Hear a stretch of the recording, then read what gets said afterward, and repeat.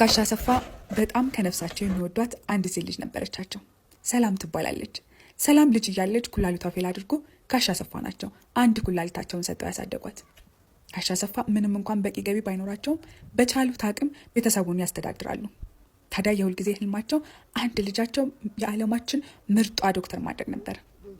ሰላም የሃይስኩል ውጤቷን በተቀበለችበት ቀን አባት ከሚባለው በላይ በጣም በመደሰቱ አጠገቡ አስቀምጦ ልጄ ዛሬ ባንቺ ኩራትና ደስታ ተሰምቶኛል፣ እንድገዛልሽ የምትፈልጊው ማንኛውም ነገር ካለ ጠይቂኝ አላት። እሷም አባ ባለፈው አንድ የወደድኩት ቀሚስ ነበር፣ ግን ደግሞ ዋጋው በጣም ውድ ነው፣ ግን ያን ያልጠየቅኩም፣ አሁን እሱ ልገዛልኝ ትችላለህ አለችው። አባት መግዛት የሚችልበት ብር እንደሌለው እያወቀ ልጁ እንዳይከፋት ብቻ እንደሚገዛላት ቃል ገባ። በቀጣዩ ቀንም አባት ያንኑ ያለችውን ቀሚስ ገዝታ መጣላት። ልጅም በጣም ተደሰተች።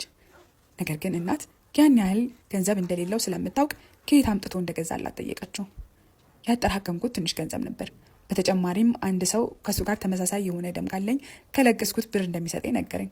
ያው ስመረመር ተመሳሳይ ሆነና ደሜን ሸጥኩለት ማለት ነው አላት። ከጊዜያት በኋላ ሰላም የጤና ትምህርት ቤት ገባች። አባትም እሷን ለማስተማር ከወትሮ በተለየ መልኩ ጠንክሮ መስራት ጀመረ። የመጨረሻው ዓመት ደርሶ አባት ለጓጓለት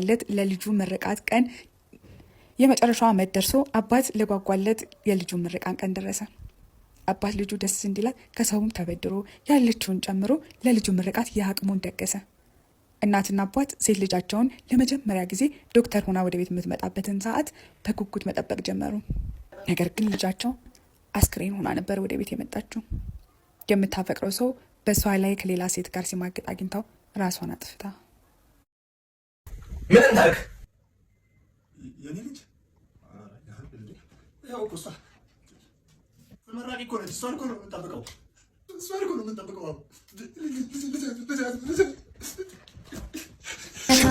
ሁለት በህይወት መኖሬን